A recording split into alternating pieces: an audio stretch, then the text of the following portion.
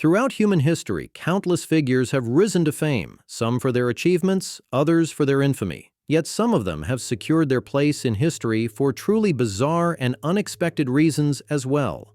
Qin Shi Huang, the emperor who sought immortality and lost. Imagine ruling one of the largest empires on Earth, but being so terrified of dying that you send thousands of people on a quest to find the secret of eternal life. This is the story of Qin Shi Huang, China's first emperor, and his fatal obsession. Founder of China and one of its greatest emperors, Qin Shi Huang in 221 BCE did the impossible. He unified all of China after centuries of war. Qin Shi Huang built the foundations of the Great Wall, unified currency across his empire, and standardized writing, binding a divided land into a single empire. But behind his power was fear. Fear of death. He wanted to live forever, no matter the cost. He ordered ships to sail across the seas, carrying alchemists and thousands of young men and women to find a mythical island where gods supposedly kept the elixir of immortality. They never came back. Instead, some of them are believed to have colonized Japan. But Qin Shi Huang didn't give up. His court alchemists created immortality pills made of mercury, claiming they would make him eternal. Each day he swallowed poison, thinking it was life. Slowly, his mind began to break. He grew paranoid, and in 210 BCE, at the age of just 49, he died.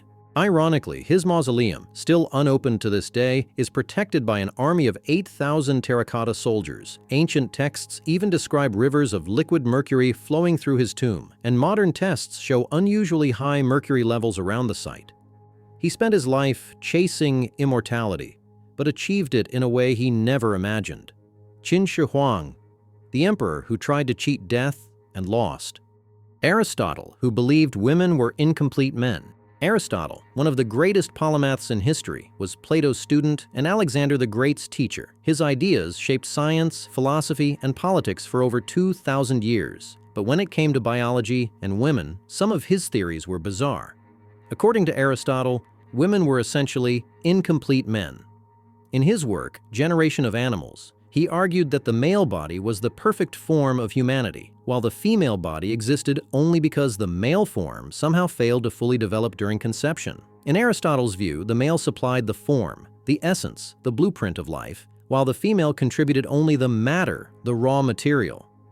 If something went wrong in the process, he believed, the result would be a female. To quote him directly, «Το θέλει έστεινος άρεν πεπυρωμένον». The female is, as it were, a mutilated male. Yes, he literally said that. He believed men were literally hotter, as in their bodies had more internal heat and hence they were naturally more rational, brave, and suited for leadership. Women, being colder, were more emotional and passive, destined for domestic roles. And here's the shocking part. These ideas were not dismissed as nonsense at the time. In fact, they influenced Western medicine, philosophy, and gender roles for centuries. For almost 2,000 years, many scholars accepted Aristotle's biology without serious challenge. It wasn't until the scientific revolutions of the 17th and 18th centuries that we finally understood how wrong Aristotle was.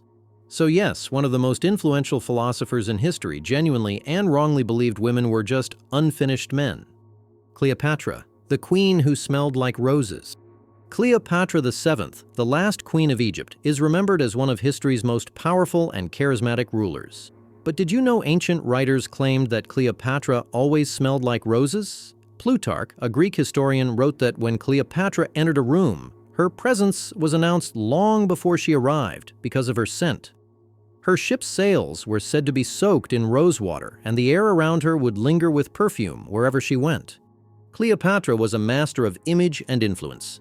She knew that scent had power. It could shape perceptions, seduce allies, and even intimidate rivals. In ancient Egypt, perfume wasn't just a luxury, it was a statement of divinity and status. By surrounding herself with fragrances, Cleopatra presented herself almost like a goddess descended to earth. There's also a theory that Cleopatra personally curated her own signature scents. Archaeologists have even recreated perfumes based on recipes from her era. Blends of myrrh, cinnamon, and roses. Rich, intoxicating aromas designed to leave an unforgettable impression. Literal or symbolic, one thing's clear. Cleopatra understood that power wasn't just about politics. It was about creating an unforgettable presence. Genghis Khan, the climate activist. Imagine this: Genghis Khan, the ruthless warlord who set cities ablaze and left empires in ruins, may have also cleared the skies, cooling the very planet he once terrorized. In the early 13th century, Genghis Khan built the largest land empire the world has ever seen, stretching from China to Eastern Europe. But his conquests came at a huge cost. Historians estimate that around 40 million people died as a result of his campaigns.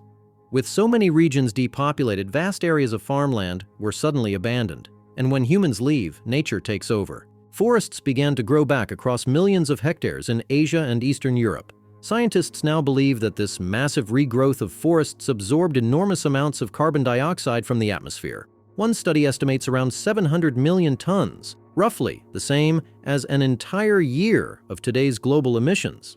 Some researchers think this could have even contributed to a period of global cooling called the Little Ice Age, which lasted from the 14th to the 19th century.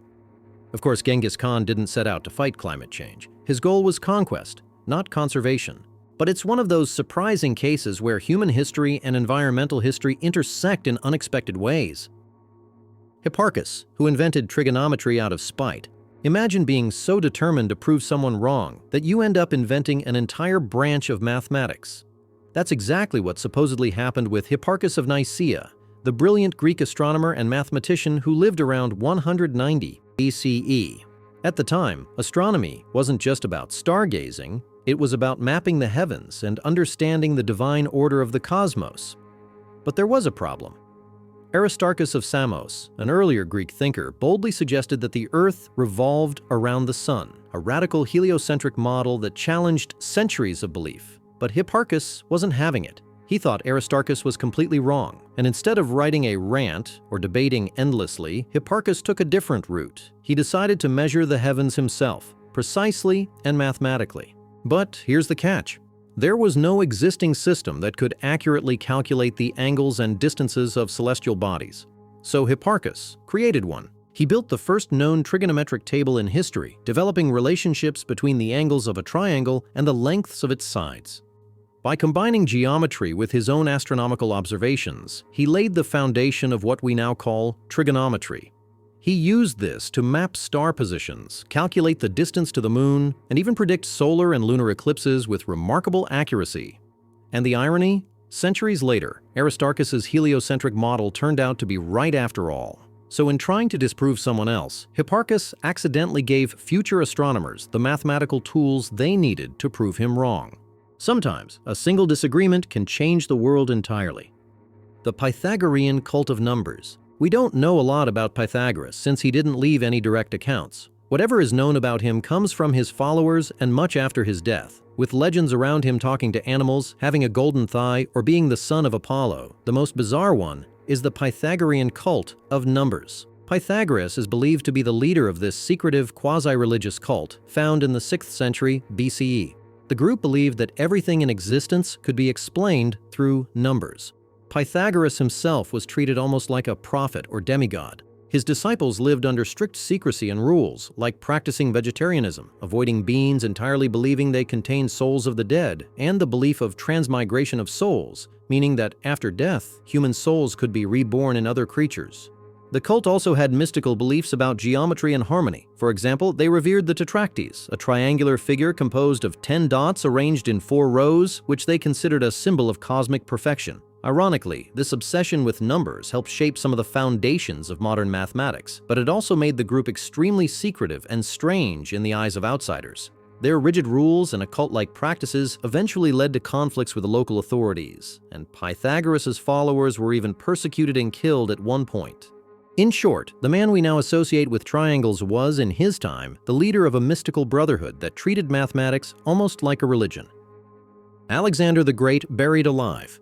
Alexander the Great died in Babylon in 323 BCE at just 32 years old. Some modern researchers believe he might not have actually been dead when they laid him to rest. Ancient records describe Alexander falling ill with a high fever and progressive weakness.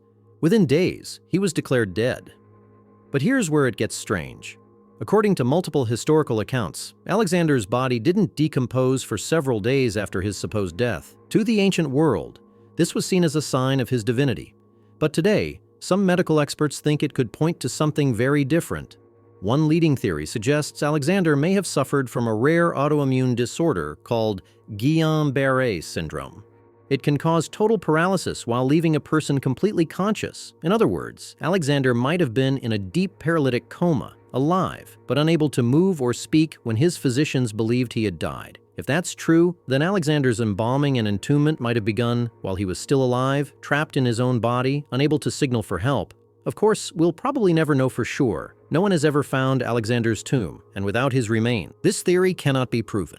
In short, history's greatest conqueror may have been laid to rest before his time. Socrates, ugly as a satyr.